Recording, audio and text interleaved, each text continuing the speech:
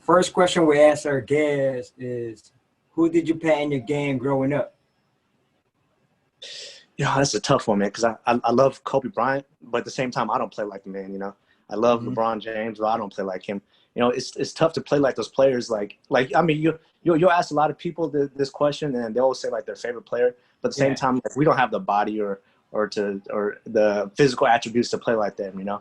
So I've always tried to look at the small players, like Earl Boykins. He was like, So I've always thought that like I can't really play like these guys because you don't have the physical attributes. So I've always looked at players like Earl Boykins, and recently, like probably starting high school, when you see like when I was in high school, you saw like the Mavs beat the Heat. I was like, I should really start trying to play like JJ Barea, because I'm around his size. Yeah, and that's a person that's realistic. He's not too athletic, but he's smart. He has a nice floater game, which I think I got a nice floater game. He knocks down open shots. He hits the open person. I'm like, okay, so growing up and even now, I really try to like model my game, I would say, after like JJ Barea. JJ Barea, man, people sleep on him. Like, you know what I'm saying? You don't hear his name a lot, but he's dope, man. He's been in the league for years too, and it says a lot. For a long time, for a long time. For being a small player, he's been there for a long time, And then when you say Earl Boykins is he a problem? Yeah. How about you? Who do you think you model your game after? I mean, like, I'm small too. I'm like 5'2", 5'1", 5'2". So, but like, game wise, like handle wise, like always Allen Iverson. Just everything that like for a hop step and stuff. When I was young, like hop step and all that, like how we hop step between defenders and all that. Like I try to do everything that he does. Like what I'm saying. But then when I got older and older, I started taking pieces and pieces from different players. You know what I'm saying? So like Ray John Rondo's little floater, like he had a massive floater. You know what I'm saying? And then D Wade's baseline spin move. I mean, not the dunk, but the spin move. So like I'm gonna just start getting creative and stuff like that. But yeah, like AI, man. That's growing up, like that's who I looked at. Like trying to like really base my game, like everything. I mean, back then, what do you have? Like social media, really? So you have to like literally like if it was on like he had a commercial when he had the crossover. Yeah. So you really had to like I recorded that shit on a VCR to like replay that shit over and over again. You know what I'm saying? So just watching him like the way he does his crossover and stuff like that, man. So AI, No, it's true. I mean, back growing up, I'm not sure how old you are, but I'm 25. And then when I was growing up, it was really like Allen Iverson with the handles, And then if you really want to like model your handles after someone's Allen Iverson, and two, like everyone was watching all those and1 mixtapes, and everyone be in the backyard trying to recreate all those handles and stuff, man. So that was when I'm 36, man. Okay. Yeah, so the M1 mixtape, that was like my time back in the day too. Like everything, it's crazy because nowadays, like I have a 13-year-old, so I'll be showing them like different stuff, like hey, look at this, check this out, like all this stuff that they see now, man. That was N1 back then, like what I'm saying. So, but yeah, N1 was dope, man. But back in the day, the crossover was that wide ass crossover, like with like Hot Sauce, he did that wide ass crossover, and then Iverson wide as hell, But nowadays everything's like everyone tries to keep it super tight and everything. Yeah, because everybody like seen that before. Like I feel like everybody's seen the crossover before. Now you got to be more creative. I mean, you're a coach, like what I'm saying. You know, like now kids like so creative. Like when you see kids dribbling, we're like, shit, I ain't never had that. Like what I'm saying. So. But yeah, you get like, that big, like remember that Kobe crossover at the Barker Park?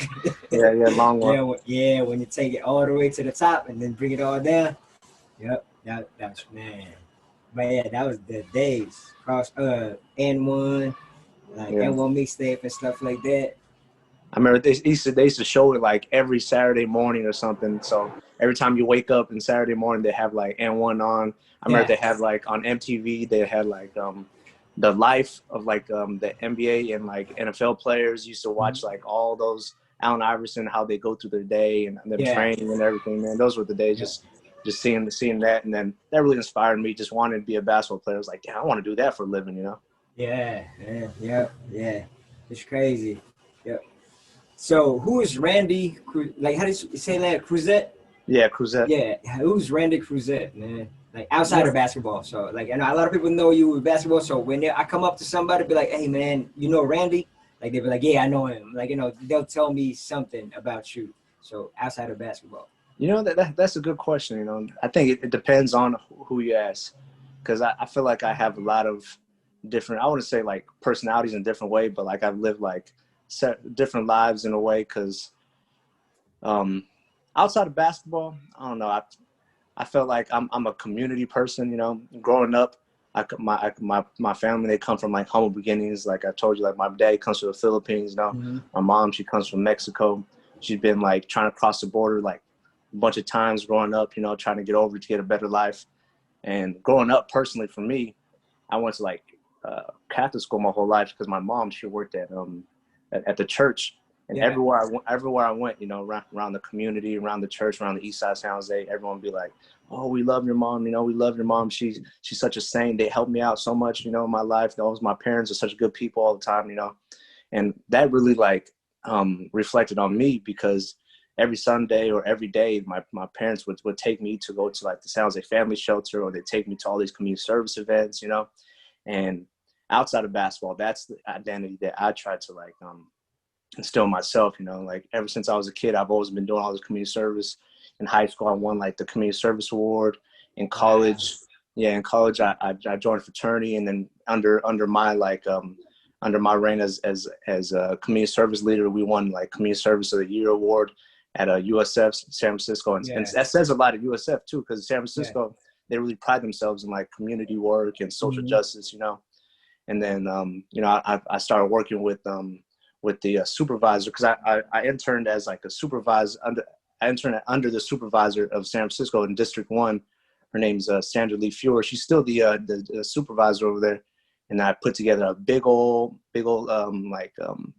like a get together, and a big old like community giving drive for the family shelter in San Francisco. Man, we got like two U-Haul loads of just clothes, kid stuff, whole bunch of things, and I replicated that again. I did that at the San Jose Family Shelter, So I don't know. I guess I wouldn't call myself like, I don't want to be like, oh, I'm a good person or anything, but I would say like I'm a loving person. I want to be a person that gives back, and that's who I want to be known as. Oh yeah, Randy, man, he helped a lot of people. So I hope one day that I'm not just known as, I'm in law school too. So I hope I'm not just known, oh, that Randy, yeah, he's a lawyer or whatever, or Randy, he played basketball, but I want to be known for my qualities before what I've done before, That's what's up, man. That's good, man. A lot of people like don't like, you'll meet a lot of people, but like bigger people, big name people, they don't really do much about the community. But like that's the most important thing, man. Give back to the people that need something. Like what I'm saying, not even like not expecting nothing in return. And you're not even doing it for something else. You're doing it because you like to do it. You know what I'm saying? Yeah. So that's big, man. That's what's up, man. That's what's up. I love that question too, man, because a lot of basketball players, they've been living their life as a hooper or athlete their whole life. And then even after they're done playing basketball or doing anything with basketball, they have a hard time getting away from that identity, So I feel like a lot of times you need to find that identity, or else you're just going to be stuck thinking, oh, I'm a basketball player. But you got to find something outside of basketball, Yeah. And it's hard. It's hard after you've been playing for so long. I remember like when I was in college, and then I went to college first, and I didn't play basketball. And then I got recruited to the team, and I started playing basketball. And then after I was done, I was like, damn, I'm not a basketball player anymore. Who am I? What am I? What am I good at outside of basketball? And then you kind of like get a little identity crisis. And I feel like it's not talked about enough around the community, probably not just in the basketball community, but just overall in any community. After you're done doing something, you got to like find what's the next adventure. Yeah. And that's kind of what Kobe did too. Like he doesn't get enough praise for that. After basketball, he went on to like movie producing and book writing and a whole bunch of things. And if you're great at basketball, that means you got good work ethic. That means you got good like good values. So why not transfer that over to another field? So that's true, man. Like like what you said, like when Kobe, like he's good at basketball, but he does other things outside of basketball after he's done. Like you don't want to be that person when you're done with basketball, and then that's what everybody knows you as, just a basketball player. You know what I'm Yeah. saying? You want to do something outside of basketball that either will help the community or will inspire other people to do what you did or what they like, say outside of basketball. You feel me? So yeah, I think that's big that you're giving back to the community, and especially growing up, getting raised like that, in a good like church environment, like what I'm saying, being Yeah. like what you said, like everybody loves your mom, like what I'm saying. So you like you're looking up to them, you're trying to do the same thing they did and stuff like that, which is big, man. Big for the city, big for the community, you know what I'm saying? So it's not even Yeah. just San Jose. Like we said, when you went to San Francisco, you did the same thing, you know what I'm saying? Yeah. So man, that's what's up, man. That's big. That's dope. That's dope. Yep. So how old were you when you pick up that orange ball, man? When you said, man, I love this. I like doing this. I love basketball. The memories go back so far. I don't even know anymore. But I remember my first time ever playing in the league. It was called the Hank Lopez League in San Jose. It used to be played like every Sunday at Overfelt. It was for like little kids, but I was like 4 years old, man. I was like my first memories of like really playing were probably like 4 years old, man. When I first started playing Hank Lopez, you had to in those leagues, like it was like a 7 foot, 8 foot hoop, it's for little kids. But I remember when I was like maybe started 5 years old, I was shooting free throws on a regular size hoop already, I used to turn heads when I was a kid just because like me and my dad, I don't even know like when we started, but my dad, ever since going all the way to college, he's be rebounding for me for hours, and then we just be in any gym we could find, just shooting. And then I remember when I was a kid, 5 years old, already almost shooting 3-pointers, 6 years old. And it's crazy for me to think like, because I train like 6-year-olds, 7-year-olds, and like 8-year-olds, and some of them aren't even able to get the ball to the hoop, get alone. Yeah. I mean, I was already shooting almost 3-pointers at like 5, 6 years old. I know it sounds unbelievable, but those are like some vivid memories in my mind, So I was pretty young when I first touched the ball, and then 5 or 6, I think, a lot of it probably has to do with like my dad being Filipino. Filipinos love basketball, so and then I got 3 brothers too, all older brothers, so we all just started playing sports, Okay. So we all just started playing at a young age in the backyard, and then we just started going from league to league. And then my dad, he's from the Philippines. He never really like knew about like how basketball goes down here. And then we start finding out, okay, there's this Hank Lopez league, one of the kids, And then we find out about NJB, National Junior Basketball, right? And then you find out about AAU, and then you start playing in school. And you just start finding out about all these tournaments, and so it was a fun time, It was a fun time growing up. That's probably the funnest times, growing up playing basketball. That's what's up. Yeah, that's cool, man. Like, so how's the composition with you and your brothers, man? How would you say that? Are you the best basketball player out of 3 of y'all, or? Yeah, I would say I'm the best basketball player, but my brother, I got a brother Albert. He's really good basketball player too. So I can't like take credit for him at all. Like we play a little differently. He plays like he has a great like mid range game. Like he grew up like he graduated 08, so he's like 30 years old now. Yeah. So he grew up around the time where the pull up mid range game was like at the height, and then his is like pretty nasty when he's feeling it. It doesn't matter how close you are on him, hand and face, he'll get it. He'll splash it on you, and he's really strong. Like I feel like I'm a pretty strong dude, but he's probably like the strongest 5'7" dude I know in my life. So it gets pretty damn physical in our backyard games. Like going one-on-one. I remember a lot of my memories were like we used to have hella hoops around the house, put them on doors, hang them on doors, and then just play there, or you go in the backyard and play, we lower the rim and dunk on each other. But I was always the youngest one. I'm the youngest one by like 5 years, So I remember a lot of my memories when playing basketball was crying, just crying. They hit me, they throw me on the ground, they beat my ass, and but at the end of the day, I'm kind of thankful for that because it taught me how to play hard and be aggressive, Yeah, it got you ready for the big boys, like, you know what I'm saying? It got you ready, so yeah. And that's something you can't really teach with these kids. Like I trained a lot of kids, and some of them they got the skills and everything, but they don't play hard. You can't. Yeah. It's hard to teach that. That's years of beating someone up. That's years of frustrating them. So I really like try to put that into my coaching style. I'm really hard on them. I'm really aggressive with them. I play against them all the time, one-on-one. I don't take it easy on them. I get in their head. Sometimes they want to quit. I tell them, hey, if you don't want this, don't come back, man. But That's good. That's what's up, they always man. come back. They always come Yeah, back. yeah. So, Pops play ball too, or not? Not really, man. I mean, he's not bad or anything, you know. But I Mm-hmm. mean, he never really played basketball. But he used to tell me stories about my uncles in the Philippines. They used to play like in high school and college, you know. Yeah.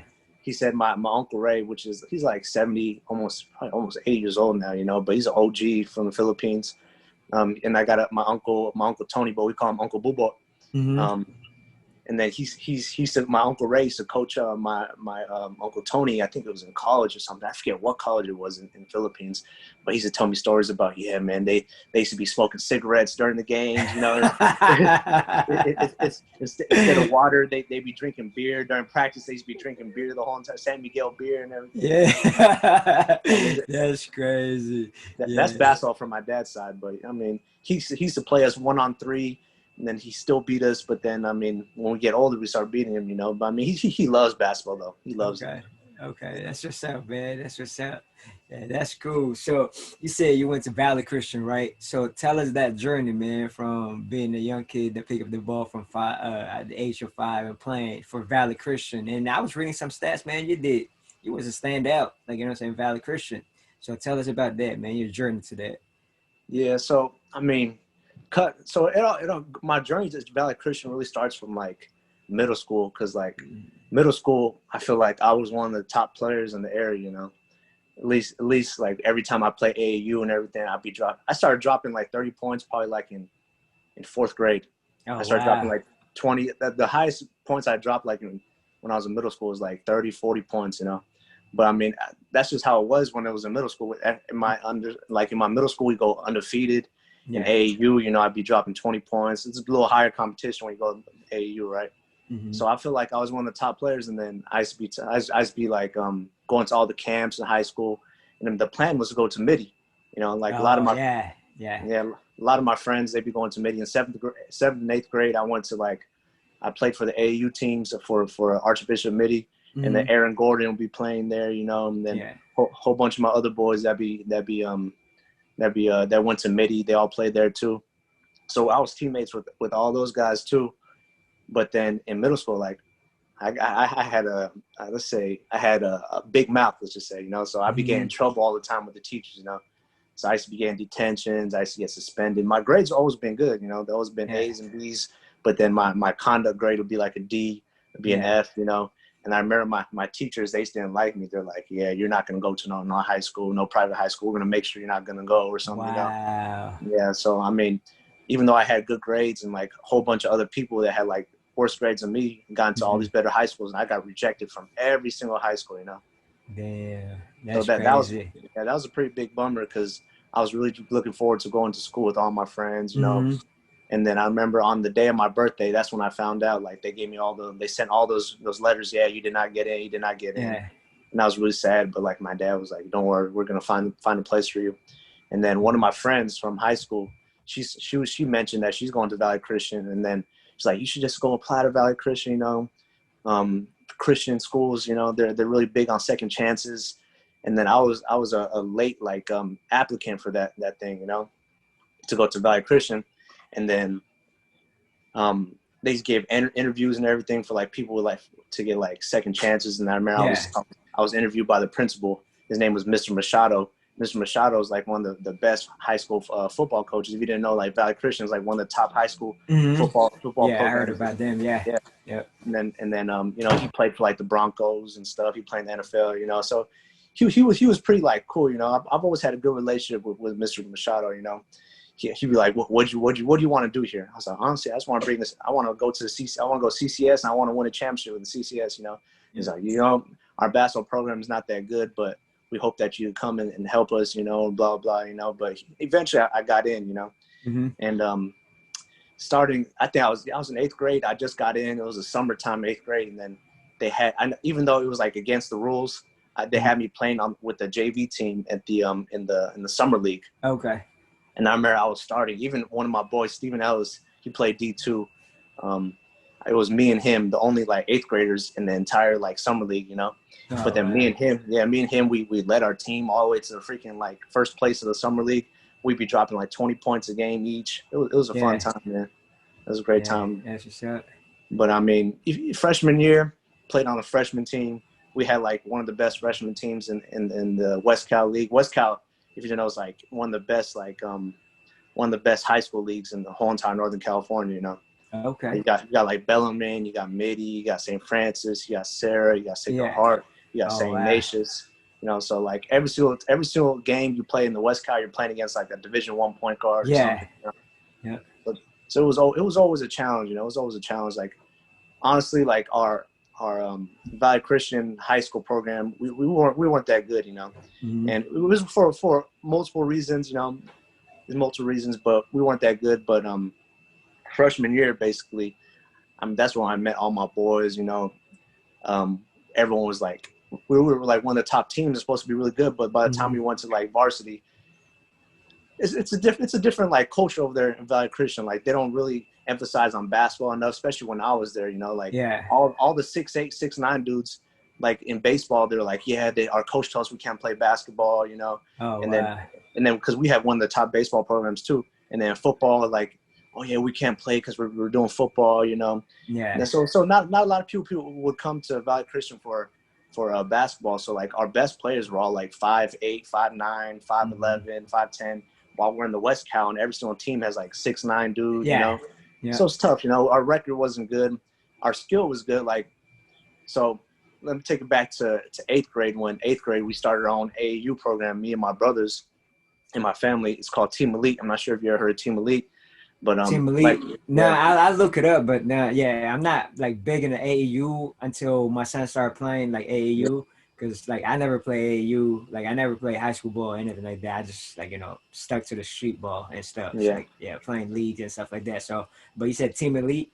Yeah, so basically, like we started that program for me and my brother. He coached NJB. He had kids my age too, in 8th grade. And then I feel like we were one of the best AAU programs for my age, you know, whenever I played. But yeah, that started from there, and then it just grew from one team to 2 teams to 3 teams to 4 teams, all the way to like 11, 12 teams. And my brother's still running it now, you know. So that's what created our facility that we have, our gym that we have in San Jose, which is right next to the Silicon Valley gym, you know. But yeah, man, freshman year, we had like, I feel like we had one of the best AAU teams, you know. We had like people 6'8", 6'9". I feel like we had one of the best scorers. My boy Jay McIntyre, he was like he was a wide receiver at Colorado University, but he was like 5'9", 5'10", a white boy, and dropping literally 40 points a game, man. Damn. You could not stop the man. You cannot stop him. And then we had one of my homeboys. It was cool to see, because like, and that's like around the age when everyone starts dunking, you know. And then one of my other homeboys was like 6'8". We had like a dude 6'9". We just had everything, you know. And then even though we were never the best like program in like at that age in the Bay, but like we'd go to like all the soldier tournaments and compete against them, you know. We take like 3rd place. It'd be like the soldiers 1, the rebels 2, and then us 3 at every tournament, you know. So I feel like freshman year was like a really good time. But then once it gets to like sophomore, junior year, all these other bigger programs like you see nowadays, you know, you see all these big programs, they come to your players like Lake Show, they got the soldiers, they got the rebels, they come and start taking your players, you know. So slowly by slowly, I see each of my friends going to different AAU teams, and then just started dwindling from there. But I mean, we were never like bad or anything, because obviously I always stayed loyal to the team, because that's my brother's team, you know. So I always stayed there. I always helped him out whenever he needed a player. I always came, you know. But yeah, man, I mean, basically to cap it off, like at Valley Christian, we did make it to the CCS championship. You know, and we lost. We were up by like 10 the last like couple minutes. They started draining some threes on us, you know. But I mean, still sticks with me today, pisses me off today whenever I think about it, because I know like I didn't play hard enough or whatever it is, you know. I could have played harder.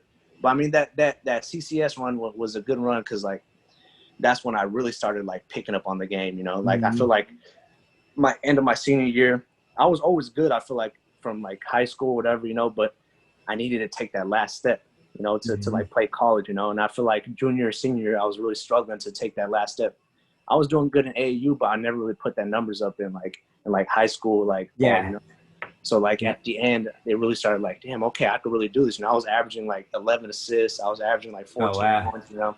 And that's what I pride myself in. You know, I'm a point guard. I'm not someone that's going to try to score 30 points anymore. I'm not. So I always try to get like, I'd be averaging like double doubles when I really want to, you know? Yeah.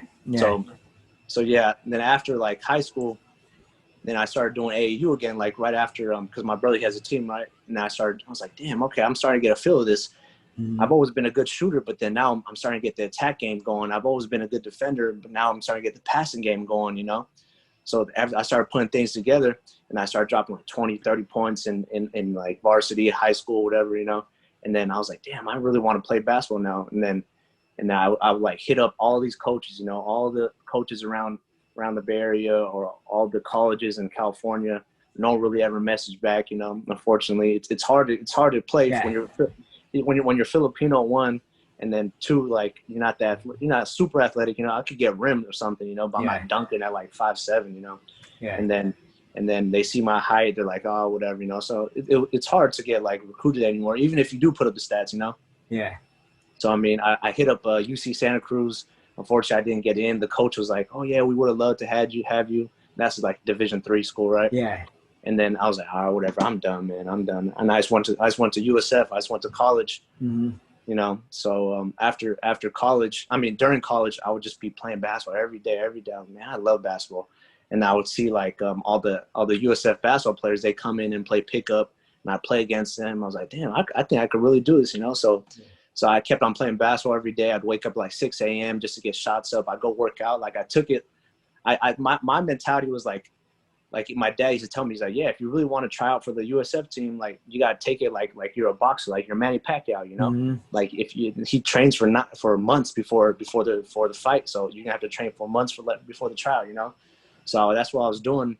And so I was planning on like, you know, messaging coaches and be like, hey, I was wondering like if I could like try out for the team, just walk on or something, you know. But fortunately, I was able to get like a good opportunity, and the opportunity came to me just one day. I wasn't even going to play basketball, you know. I didn't even have my shoes. And then after lifting, my boy was like, hey, let's go play some basketball in the gym, you know. And if you ever been to like USF, the USF Cruzet Center, it's like the best place to play in San Francisco, you know. There's 3 courts, full-size college courts, you know. Everyone plays every day, all day, you know. This runs all the damn time from like 12 p.m., 6 p.m., 8 p.m., 8 a.m. You know? So there's people always playing, you know. And then the head coach came in. I'm not sure if you've ever heard of him, Coach Rex Walters. Rex Walters? Yeah. No, I never heard of her. SF Dons, right? Yeah, he's pretty big in the community too, man. In San Jose community, Bay Area community, basketball community. Basically his background is like he's from San Jose, so I've always looked up to him too, you know. And he's like one of the only person I actually knew that was from San Jose. Yeah. And then he went he wanted to go play pro. He went to Kansas. He wanted to go play pro. And then he's actually half Japanese too, which I didn't know. So a lot of my Japanese friends that I know over here, like in San Jose, oh yeah, we know Rex. Like they know him in real life, you know. Yeah. So like me and him, we always had that connections and stuff, you know. But basically, like I started playing basketball on that day, and then he came in with his son, and then we were just 5-on-5, and then we started playing against each other, and I started killing, you know. And then I was just killing. I think he noticed it, and then at the end, we just started talking. I was like, "Hey, you're from?" And I started conversating with him. You know, so I was like, "This is a good opportunity just to talk to the coach." Say, "Hey, you're from San Jose, huh?" And he's like, "Oh yeah, I'm from San Jose." And I started naming some people you might know. So, "Oh yeah, I know them, you know." So, "Oh, where'd you go?" "I went to Valley Christian." "Okay." And I knew he went to Piedmont. I was like, "Oh, you know, my brother went to Piedmont." He's like, "Okay," you know. And then we started building a relationship right there. And then I just left, you know. I was like, "Damn," you know. And then on the walking back to my dorm from USF, I was like, "Damn, man, I should have talked to him. Should have been like, hey, let me try out to the team." Yeah, you know? Ask him to go try out. Yeah.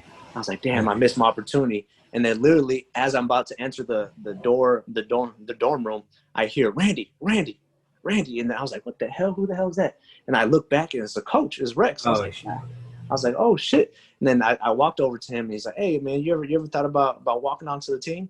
I was like, "God damn, this is fate." This is fate, you know. That was like literally one of the happiest moments of my life, you know, because like everything I literally worked for my entire life, all the basketball like games I played, all the you know, I'm getting chills right now just like thinking about it. You know, I'm like, that's crazy. Like all the hours my dad spent on me, all the hours he spent like shooting the ball. I mean, me shooting the ball, him rebounding. All the hours he spent like after work, he'd take me to Oakland to go practice with his Oakland team, you know, because he wanted me to get better. All the weekends we'd be driving up and down California. I remember in middle school, he took me to the Pangos All-American camp when I was in 8th grade, and that's when I was really killing. We literally just drove right in the morning from 4 a.m. and then we had to be there at 10. And then me and him, we drove all the way down. Then we played the game, the little showcase game, and we came back, you know. So that's all the dedication that my dad put me in. Then I feel like not only did I like finally like accomplish something, but like I accomplished it for my family and my brothers and everything, you know. So it was like a crazy feeling. And then I was like, yeah, man, hell yeah, I'm down to play, man. You know, I was actually thinking about walking on and asking you already, you know. So it all went down like that, you know. Yeah, that's crazy. It is, man. That's crazy. That's a good ass story too, man. Like, you know, you never like you didn't like know that you were even gonna play. Like, you know what I'm saying? You went to SF not even for basketball, you know what I'm saying? So you out there, you saw it, you put your work, like, you know, you've been working all your life, you know what I'm saying? And then when you got there, you saw the basketball player, you put in all your work just to trying to, like, you know, make the team or trying to, like, you know, just to go and try out or whatever. But the opportunity come and, yo, there you go. And then you showed it by playing and you was watching, people was watching, you know what I'm saying? Yeah. So that's pretty dope, man. That's cool. Yes, it's fate, man. I'm a big believer in fate, and then, you know, like in seizing the opportunity, and that was just like the perfect opportunity. Yeah. So how was your season at SF? It was tough, man. It was tough, fun, every single emotion you could think of. You know, going into it, I sprained my ankle pretty damn bad. And then I like try to rest it because every time even to this day, I feel like I got tendonitis in my ankle, you know, because I never let it heal. Like I'd be like, oh, whatever, man. Once I could walk, I start playing. Once you warm up, you don't feel the pain, you know. Yeah. Like right before like the summer of going into USF, you know, I sprained my ankle pretty damn bad. Then I was like, okay, whatever. I mean, I'm not gonna be able to like run every single day. I was like, I hate this pain. That's the first time I ever got actually injured, you know. Because I hate this pain. And then I was like, okay, let me heal up. And then I went to the doctors, got an MRI. They're like, whatever, you got a slight tear, you just got to rest it up or something, you know? So then I'd rested like for half the summer, but then every time I play, like it still get like, start swelling up like a balloon or something, you know? Oh, shit. But then once it got like so close to season, I was like, damn, fucking man, I'm gonna have to play. I'm gonna have to start working out. And then at that point, like I was thinking like, you know, I'm only like 5'7", so I was like, I need to put on some weight or something, you know? But an important thing in basketball is not like putting up weight. It's knowing your body and knowing what you could do with your body, you know? So that's a lesson I learned. Like I put on hella weight, like, well, even right now, like I've always been like a little bit stocky, you know? So I'm like 5'7", then I weighed in like at 180 at the beginning of the season, you know? So I was out of shape, you know, I could not run, you know? And then one important thing I learned about basketball and all sports, like, you can't be good at basketball if you're out of shape because your footwork is off, your timing is off, you get tired way too easy, you know? So I always tell my kids, you know, the most important thing is to be in shape above all, you know? The footwork and everything will come. Like you just feel so off when you're out of shape. You feel so slow, like your feet are stuck to the ground and everything, you know? So I struggled when I first came in, you know, but just like doing all the conditioning. But yeah, man, I learned a lot. And towards the end of the season, like, I think the most important thing I learned, because I've always had the skills, but the most important thing I learned is how big basketball IQ is, you know? Yeah. I always tell now that I feel like I've learned a lot of basketball IQ stuff, because I've always relied on playing hard and athleticism and shooting the ball. But like when I went to USF, like I had some of the best coaches in the country, you know, like Rex Walters, he's like an NBA coach now, you know? He's and then I had I'm not sure if you heard of Frank Alaco. Yeah. He's like one of the most winningest coaches in high school basketball history. De La Salle coach. He was assistant coach. Me and him came close, you know. And then they just taught me so much basketball IQ stuff I never learned in high school, stuff I never learned in middle school, you know. And that's literally what takes your game. That's where I got the name Next Level, you know. And that's what I really want to focus on with my kids, which I do. It's the basketball IQ stuff. It's what I tell them. Like, you could do all these workouts, you know, you get all these shots up, you know. Yeah. But that'll take that'll get you better, but that might take weeks, months, days, whatever, you know. But basketball IQ, I could literally tell you something, and then if you're able to implement that, you could take your game from a B to an A the next day, just like that. You know, so basketball IQ is the most important things. Knowing when to be in the passing lanes, knowing when to be in help. Don't jump. Keep your hand up in their face. Box out every single time. You know, just little things like that takes your game from good. I mean, from bad to good, from good to great overnight. Wow. Overnight, Yeah. you know. Because I mean, like now, like all this, like, you know, training and stuff like that, like they all focus on, like, you know, your shooting, your dribbling and stuff like that. But when you said, like, you know, you focus on like getting that IQ, man, that's a whole different level, man. That's why it's next level. You did. Yeah, next level, you know. So that's I feel like everyone can always work on that too. And then, like I said, I mean, mental game, playing hard, and the IQ, man. So that's what I try to work on with my kids. Yeah, that's cool, man. Because I mean, like me growing up, I never like what you said. You never really focus on the IQ. Like, you know, you just go out there and just shoot the ball, score, cross people up, get to the basket, and defend. You know what I'm saying? But you never get to that situational, like when to cut, when to put the ball back. Like, you know what I'm saying? So I never really learned that stuff. But the way you're saying it right now, man, that's what's up. That's cool that like you teach kids that, like, you know, nowadays that, like, you know, one, like, you know, you can take your game from from B to A in a couple of days. We're just doing that IQ stuff. Overnight. Yeah, that's what's up, man. That's cool. That was my next question. You answered me what next level basketball is, but you already answered it, dog. You know what I'm saying? That's what's up. That's what's up, man. So I have a question though. As a coach, right? What's your opinion when people say basketball now is positionless? Like, you know what I'm saying? There's no, like, you know, point guard. I mean, center can be point guard. It's like, you know, like positionless basketball. What's your opinion about that? I agree. Because me personally, which I also teach my kids, you know, because I feel like the post game is a lost art.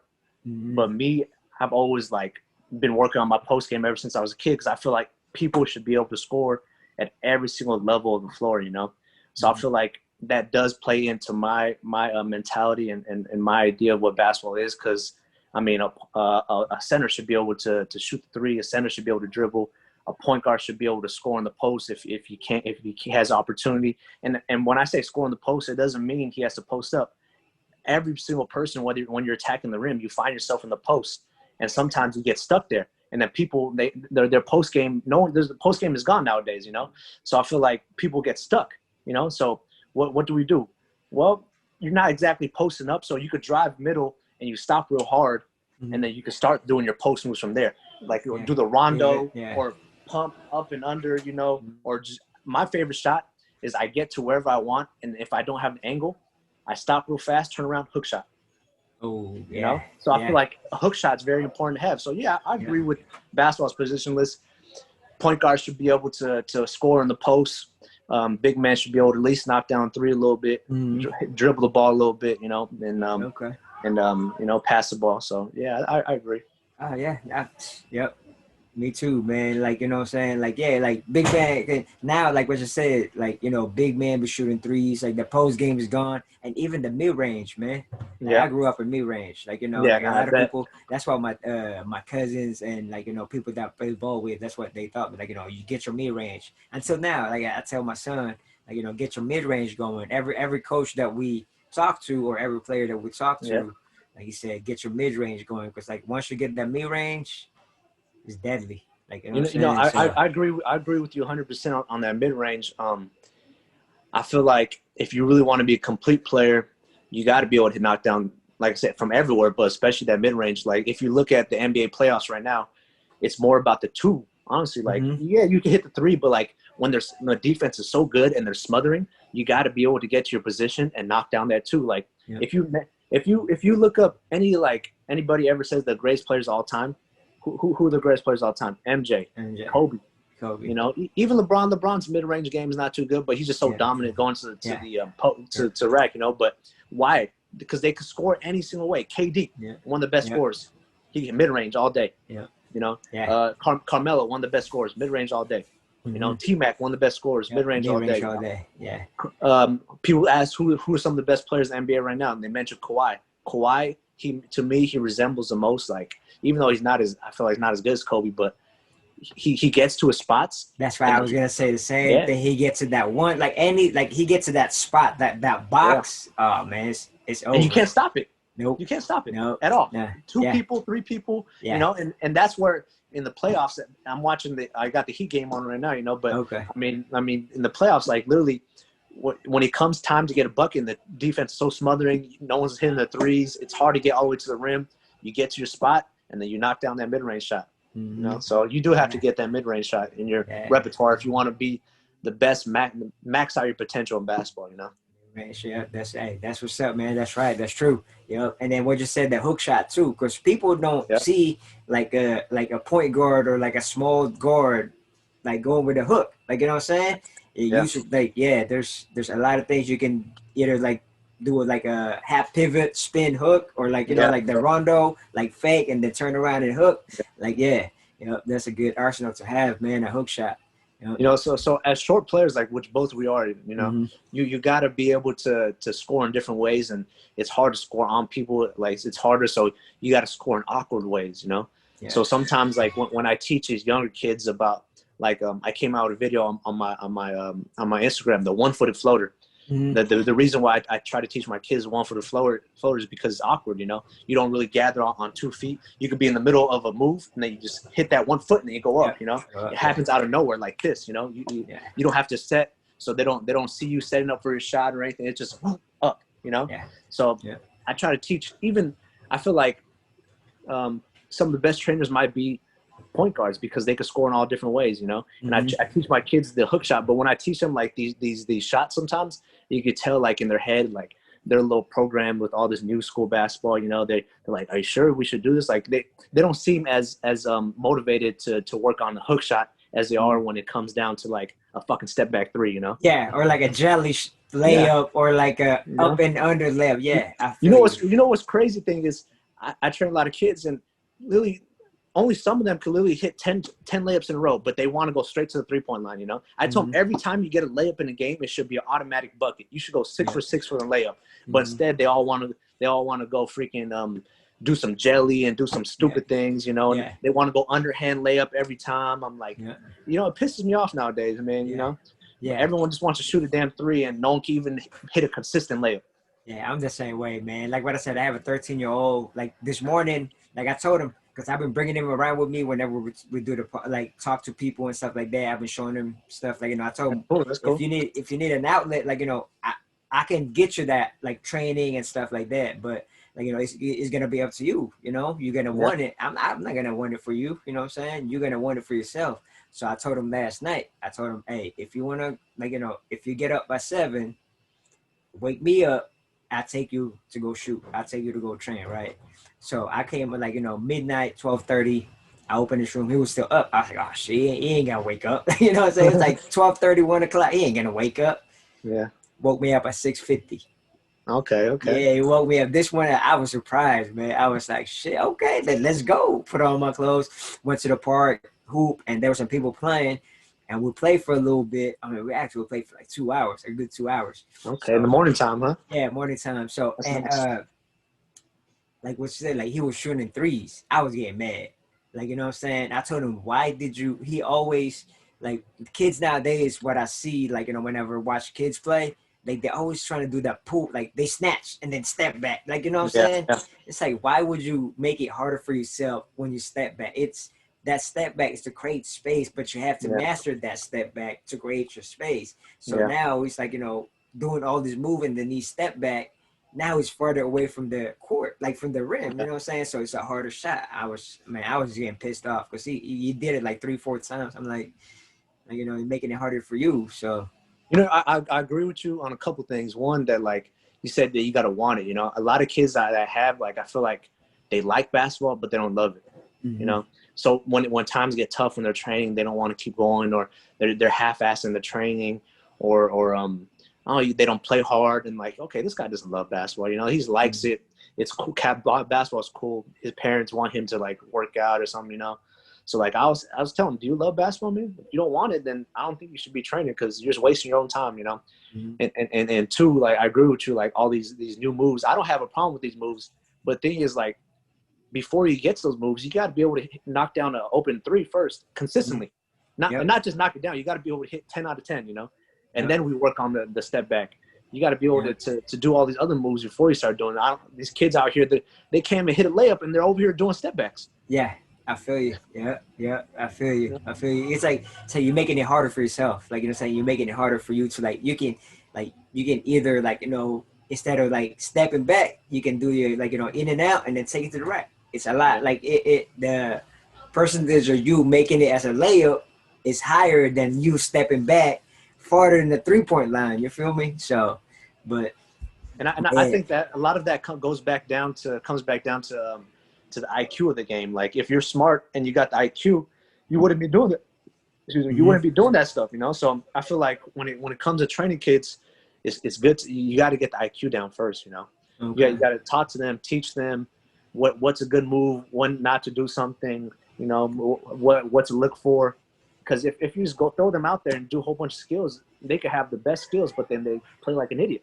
Mm-hmm. You know? Mm-hmm. And they don't know where to put it. Like, to me, the most frustrating thing is when kids play like idiots, or when grown adults play like idiots. They're shooting contested step back threes. You know, they're not passing the ball when you're open right away. You know, little things like that. So the IQ things to me is most important. Yeah. Hey, that's facts, man. Because, like, I have one more question. I have a question too. Like, you know, when you say IQ, is it the same thing as slow? Like, how do you slow down the game? Like, when you see the game, like, do you ever feel that you slow down the game? Like, you see everything now. Like, how did that? Like, do you train for that? Like, what do you do when you, like, you know, people say, like, oh, you gotta wait until you get, like, you slow down the game. Like, you see it slowly and stuff like that. Okay. Yeah. You know, how do you train for that? Yeah, I see what you're asking, and you know, I've asked myself that question before. You know, like, people always like, when you get older, the game slows down. But honestly, I feel like it's not that the game slows down. You get smarter. You know, you get smarter. You know when to play. You could go. You know, it's about basketball. I started learning it's about change of speed. You know, first I feel like you got to have a good handle to slow down the game, because you got to have your eyes up everywhere. You got to be just doing some moves. You know, you got to have a tight, not even a fancy handle, but a tight handle. You know, that's one part. And I feel like two, you do got to get smarter in the IQ. You know, it's knowing the shot clock, knowing when to slow it down, knowing when to push it. You know, change, like I said, change the speed. You don't have to go fast all the time. You know, like I feel like a lot of big problems that, like, especially Filipino players. You know, like Filipino players as kids were really fast. You know, and then everything's one speed. But it's easier to guard someone that goes one speed. You know, because then I just go fast the whole time. You know, but it's harder to guard someone when they go 0 to 100. They go change the speed. You know, so a lot of times I teach my kids, like, you got to go. Yeah, it's all about setting up the move. So you can't, every time you attack, obviously it has to be a hard attack. You know, but how do you set up that attack? You got to. I tell them it's about acting sometimes. You know, act nonchalant sometimes. You know, in between cross, and you go. You know. So it's like you said, yeah. I think a lot of it is basketball IQ. You know, just getting smarter, because people always say, like, the basketball game starts slowing down when you get older, and usually people mature and they learn more about basketball when they get older. You know. Okay. Yeah. All right. Like, I mean, like, I've been watching Luka. Is like one of the, like, I think, like, he, like, for him, like, when I see he the way he plays, he's like, he slows everything down. It's like he'll do a move, and then when he gets to the basket, or he gets to the paint, he kind of, like, stops, and, like, you know, but still dribbling, and then it's like, damn, like, how, like, it's just crazy. But like what you said, you know what I'm saying, it's just your IQ. You see what, like, you know, you see the floor differently, like, you know, like, what's slowing down the game, see the floor differently by you, like, being smarter and stuff. So you know, I agree. I love Luka, man. I love watching him, and he's definitely, I think, maybe him, LeBron, and Chris Paul, they got to be the smartest basketball players in the league. But also what helps him is just his size, man. That boy's 6'9". He's like 230, so he could just get anywhere. If he's not at that perfect spot, he'll just bump you a little bit, or spin move and take up hella space, you know. So a lot of that size does help, you know. And then, so I feel like, you know, going back to the other question, I think I did model my game a little bit after Chris Paul, you know, because Chris Paul, he's not that big, but he knows how to slow down the game, play smart. And one big thing that I took away from him is he plays out of a hezzy all the time. He's jumping, hezzying. So I try to play out of that all the time, you know. So all the point guards out there, you know, watch Chris Paul play out of a hezzy, man. That's how he slows down the game, because he goes 0 to 100, right? The hezzy is 0. The hezzy is 0. then he goes to 100 and he attacks. Yep. You know? Yeah, and then he a mid-range killer too. His Yeah, mid-range game. Yeah. See, he goes back to the mid-range game, man. It does. He goes back to the Because mid-range. you can't always get a three, man. You got to be able to score going to the rim. If the rim's not there, maybe you got that. So if it's all about, I feel like having a complete game is all about going inside out, because if you attack every single time hard and you got a good attack game, they got to respect you and play off you, you know? So if they respect you and play off you, that three's open. When you attack, they're backing up, then the mid-range is open, you know? So, but a lot of nowadays people try to play outside in, and that doesn't work. Yeah, no, it doesn't. Like, it gets you open more when you play it inside out. Yeah. Yeah, that's facts, man. That's facts. That's real facts. Yep. So, next question. What have you learned in basketball that you can apply in life? A lot of things, man. Whenever, like I said too, like it's all about, goes back to IQ stuff, you know, the little things, the intangible things, man. Whenever I'm coaching my kids, I'm not just coaching them in basketball. I'm coaching them in life, you know. I'm telling them, if you're gonna go hard on the basketball court, you got to go hard everywhere else, you know. I'm telling them a whole bunch of things about hard work, you know. For me personally, what have I learned? One, hard work, timeliness, you know, taking criticism, you know, sticking through it. But I think one of the biggest parts, like, I got yelled at a lot in basketball, you know, and not just in basketball, but also in like the classroom when I was a kid, always making trouble, being sarcastic all the time, you know. But in basketball, it taught me like some intangibles of, like I said, taking criticism, you know, like being comfortable in uncomfortable situations. Like if you never heard of Rex Walton, man, that boy is like, he's a great coach. I love the man, you know, giving me opportunity. Like whenever we always talked about like similar things, you know. But that boy, he used to yell at me like crazy, you know, like I feel like a lot of D1 coaches like that, because you got to have that mentality to be coaching these guys. But not a lot of people could take the criticism, you know. A lot of people, from what I noticed, like I wasn't like really recruited, you know, like a lot of these other people that they're like on the team at USF, but they've always been the best player wherever they went, you know. They never got yelled at or told what to do, you know. And then whenever the coach would yell at them, and then we're watching film, and then they're like, yeah, look at you, you're not even playing defense here, you know, you let them go right by. Then under their breath, they're whispering, man, I fucking hate this, blah, blah, you know, like they don't know how to take criticism, you know? Yeah. So, and also going to real life, I know people that can't take people yelling at them, you know, they act differently. They're like, oh, they start crying, they start breaking down, their mental starts going down, you know? So basketball really taught me just to be harder, you know, and take that criticism and be comfortable in those type of high pressure situations. Yeah, and then take that, like, you know, like what you said, like your coach yell at you and stuff like that. Man, don't take the tone of the voice. Take the message that's coming out of that voice in, instead of taking that tone. You know what I'm saying? If you take that tone, man, you'll go down. Like, you know, you'll get mad. You get, like what you said, like the other kid, like the other guys on the team, they're like, man, fuck this. I don't even want to be here. Like, you know what I'm saying? Because he's yelling. But if he had, like, you know, if you take the tone of that voice and they look the message that he's trying to tell you, there's always going to be a message there. You know what I'm saying? It's not just he's yelling at you, just because, like, you know, there's always a message underneath that tone. So, like, that's what's up, man. Taking criticism, knowing how to take it, you know what I'm saying, turning it into something else. Yep, that's cool, man. That's what's up. So we have a game on our podcast, on my podcast. It's called Start, Bench, Cut. Start, bench, cut. Okay. Yeah. So you start one, you bench one, and then you cut one. So I'll give you 3 NBA players, and then you start one, you bench one, and you cut. Well, you have to cut one. So okay. All right. So since you're a point guard, man, we're gonna go Chris Paul, Steve Nash, and John Stockton. Oh, that's a tough one, man, because both of them, I mean, all 3 of them, they're all super smart. Yeah. They're all super smart. They're all, even though none of them won championships, but they're all winners. And I say that because some people I might take backlash, say, oh, they never won a championship, how you gonna call them a winner? But like, they're small dudes, 6 foot, you know. It's hard to control an entire team all the way to the championship when you're only like 6 foot, you know. So from their standard, only being 6 foot, they're winners, man. So what they accomplished, what they took their teams, you know, they're all winners. They're all super smart. They're all freaking good passers. Yeah.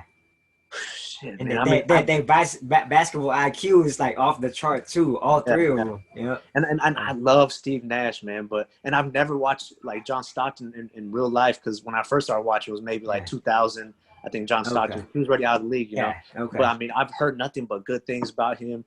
All the assists, all the defense, you know. Shit, I mean, I'm gonna have to go start Chris Paul. You know, plays defense, shoots, smart, winner. Yeah, as you see, even this year, you know, took Houston Rockets all the way to Game 7. Yeah. You know, as the best player on the team, I'm gonna start him. Just and then off the defense and assists, you know, I'm gonna have to go bench John Stockton. You know, even though I never watched him play, but you can't deny the man's stats. Yeah. Yeah. You You can't can't. deny I him. think he's number one in assists still. Like Yeah, until now. and Yeah. steals. And And steals. steals. Yep. Yep. Yeah. You know, and Steve Nash, I love the man. I think I looked up to him too, you know, as a basketball player, as my passes, you know, for my passing. But I mean, I'm gonna have to cut him just because his defense, you know. Yeah. If I'm a GM, who I gotta look for defense, and then he has the all worst around. defense, Yeah. you know. All So around. Yeah. so Yeah. yeah, Yeah. start Chris Paul, bench John Stockton, and cut Steve Nash. Oh, that's cool, man. I mean, I agree with you. Like, you know, 100%. Yep. I'll do the same thing. Would you do the same? I'll do the same thing. Yeah, I'll do the same thing. Because, I mean, Steve Nash won back-to-back MVP, but you got to look at a way that, like, on both ends of the court, like, you know what I'm saying, not just one, you know what I'm saying? So, I mean, he averaged 18 points again MVP when Kobe was averaging like 37, you know. So I don't even think some of those the MVP was like, well, I mean, best team in the NBA. So everyone has an argument. Yeah. Yeah, but then they got beat, so they never really won a championship. So, Yeah. like, I mean, that Phoenix Suns team was stacked. Like, you know what I'm saying? Don't get me wrong, but yeah. So, yeah, I agree with that, man. So, and then I have another question with the little game that we have. It's called, so who's the second best option? Scottie Pippen when he was with Michael, right? Or D Wade when he was with LeBron? Who's the second best option? No, you got to go with Pippen, man. 6 championships. Okay. Just like I said, you can't. People like will make arguments, you know, like, but you can't deny a man's 6 championships. You know, I think the most important thing, like people always try to. I think LeBron, he's probably the second best player of all time, you know, and I think Jordan is best player of all time.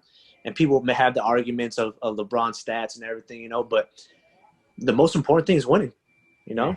Yeah. And being a winner is probably the most valuable attribute you can have. And you can't deny 6-0, Pippen 6-0, you know, just a winner, plays defense. You know, he could guard 1 through 4, 1 through 5, maybe if he had to, you know. D Wade, maybe 1 through 3, 1 through 4 sometimes, you know. But not as good. But I mean, I love D Wade, man. I love him. But Pippen, you can't deny the man's. He's just a winner. He's just a winner. You know? I feel you. Yeah, I feel you. Yeah. So I pick D Wade, but I kind of look at it a different way. The way you broke it down right now, the way you broke it down. I'll pick Pippen, but I broke it down with like you can take D Wade out and then put him on a team, and he can win games. But when you took Pippen away from Jordan, Pippen like he didn't win a championship, you know, but I mean it's a little different situation, you know. You got to take it case by case. Yeah. But you just can't deny the 6-0, you know. Yeah, nah. And then Pippen, like he like what 6'9", 6'8". Yeah, just you know. Yeah. Like I mean, Mike even said it. If it wasn't for him, he probably wouldn't even win the championship. Yeah, you know, probably wouldn't win one. So, you know? Yeah. So. They're kind of like 1A, 1B when it came to championship, you know. But I mean, I think Pippen is definitely underrated. A lot of people nowadays. I mean, a lot of kids nowadays never watched him or anything. I mean, I never really watched him besides like the days he had like in the Blazers or something, you know. But I mean, just looking back at the stats, looking back at the games, there's footage out there nowadays, you know. But it's hard. A winner's a winner, you know. And then even I feel like I've faced that criticism before. Like sometimes as a point guard, I always just pass, and then people are like, "Oh, he's not that good. How did he do this?" Blah blah. But the important thing is, I feel like I'm a winner. I win. Everywhere I go, I don't try to lose. You know, I try to get first place in everything. And then even if that means someone is bigger and more athletic than me on my team, and has skill, I'm gonna feed them the ball all day. You know, like I had this with this one kid on my high school team in varsity from an AAU team. He's the starting left tackle for Notre Dame football. You know, Okay. so Yeah. so he's probably gonna go to the NFL. But he was only in 8th grade at the time, you know. Shit. But he was 6'6", like 320, you know. And God, skill wise, I'm obviously like better than him, you know. But like he's just so dominant. I love playing with big men because I just feed the ball, 0 effort, you know. And every time I give him the ball, he would drop like 40 points, you know. And then basketball wasn't even his first sport, but he had crazy footwork, crazy everything, you know. Athletic for 6'6", 320, could dunk the ball, you know, like getting off the floor at 320. And then, you know, we went to the Vegas tournament, the Fab 48. There's people like 6'11", 7 feet, and he's only 6'6", but he's moving them, bump, getting them under the basket, hook shot, you know. He's just killing, you know. So I mean, yeah, man. I mean, being a winner is more important than any stat you can see. I mean, you can have all the stats, but if you have an L next to it, it doesn't matter. It doesn't count. Yeah, that's true, man. All right, I'm gonna do another style bench cut, man. I don't usually put this 3 together, but I'm gonna do it for you, man. So MJ, Kobe. You gonna put Kobe and LeBron? And LeBron. You can't do that. You can't do that because Kobe's my best player. But I mean, fuck. It's obviously start MJ, you know. Okay. And then the second fiddle is shit, man. I mean, it depends on what you want, you know. What are we asking? Just straight, who's gonna be second fiddle to MJ? Because like MJ's a 2 guard, you wouldn't want another 2 guard, right? You'd rather prefer LeBron, you know. But at the same time, I feel like Kobe is more of a winner than LeBron. Yeah. You know. So but then Kobe is like the silhouette of freaking MJ. Like, you know what I'm saying? They play just exactly the same, you know. So that's a tough one, man. I just out of respect, and Kobe be my favorite player. I gotta cut LeBron. LeBron. Okay. Even though I put them kind of at the same level, you know, like 2A, 2B, because LeBron's obviously number 1. I mean, what's his name? Jordan's obviously number 1, you know. So I mean, that's a tough one. You hit me with the wrong at the wrong time. Yeah. See, I mean, the way I look at it, I cut LeBron too. I went with MJ, Kobe, and then cutting LeBron. But the thing is about cutting LeBron's still playing. Like, you know what I'm saying? Like, both of those, like, RP to Kobe's bad, but MJ's retired for a long time. Like, you know, I mean, what else can LeBron do? He's at 17 years. Like, he might be able to be playing, like, you know, he might play for another 5 years. You know what I'm saying? So he might win another 4 championships. You never know. Exactly. Like, with this Lakers run right now with Ant Davis, like, you know what I'm saying? I didn't want him winning. I had the Clippers winning. You know what I'm saying? But, you know how that goes. But, like, you know, you never know. Like, they can win, like, they can 3-peat right now. Like, you know what I'm saying? So you never know. That's why, I mean, I cut him because of that. The fact that it's still playing, you know what I'm saying? But I don't have a problem with people cutting Kobe over LeBron though. So it goes either way. Yeah, it goes either way. It might be biased as well because I love Kobe. Yeah, it's crazy because a lot of people are like, yeah, man, Kobe my favorite player. That's why I'm like, you know what I'm saying? Like, yeah, I mean, cool. Like, you know, like what I said, it's your own start bench cut. You know what I'm saying? So, that's what's up, man. Bro, thank you. That's it, man. We're wrapping up. That's it. I appreciate you for coming on, man. Thank you. Your stories are so dope, bro. It's just dope, man. Inspirational. Like, you know what I'm saying? Going from, like, you know, going to college and not even, like, you know, you go to college not even want to, like, not playing. You know what I'm saying? You didn't even play, and then you just work your ass off, and then one day coach saw you play, came up to you, asked you if you want to be a walk-on. That's like, man, that's like a movie. You feel me? So that's dope, man. That's dope, man. And thank you for hopping on, man. I appreciate you having me, man. Like I said, I've never been on a podcast before, but I mean, I love conversating, especially when it's about basketball and just life, you know. And I try to relate to my kids all the time, not just about basketball, but to life, you know. So I mean, it was fun and then good conversation. I don't really know how long we were talking for, but it feels like at least it went by so fast, you know. Yeah, it's like an hour and 15 minutes, bro. That's crazy. Where can I find the podcast at? I send you all the links and everything when it's up. Like, you know what I'm saying? I will send you all the links. I send you the videos and stuff like that when I get it recorded so you can watch it, you can listen to it and stuff. So before the actual podcast will come out on Wednesday on all podcast platform. And then I put it up on YouTube too. And then on Facebook, I'll add you on Facebook. We have our own little podcast page on Facebook. Okay. I'll spread the word about your guys' about your guys' page too, you know, and then I'll spread the word about the podcast and we get some more views on that. Yeah, man. Yeah, man. Appreciate you coming on, man, sharing your story with us. You feel me? So, so where can people like reach you when it comes to training, Next Level Academy and stuff like that, man? Yeah, man. Usually people just hit me up on my Instagram. I don't give out my number too much just right away, but Next Level Academy X, that's it, man. Just hit me up on there. I'm always answering everything, that's what I do all my videos, so yeah. Like a lot of times like you see these videos where trainers, they just do the moves, but in my videos, I literally try to break down every move. Like I said, it's about the IQ. It's not about just doing the move, Why are you doing this move? Why are you doing this setup to do the move? Why are you hitting this move before doing the move, What to look for, So go ahead, everyone follow me at that one, Next Level Academy X, so yes, sir. I'm going to be doing more videos. I haven't been doing too many videos, so I'm going to start doing them more. Yeah, and I'm gonna attest to that, man. Like, with your videos, how you broke it down, man. I was watching that video when you like the contact Euro. Yeah. So you did a video when you contact Euro, and I mean, shit, I'm old, but I tried that. You know what I'm saying? So I'm not gonna lie. So it's pretty dope how you broke it down, man. Like what you said, a lot of trainers now, they just show you the video and stuff like that, but they don't really tell you what the purpose of that move, you know what I'm saying, or what the counter, or like, you know what I'm saying. There's a lot of things that you could like.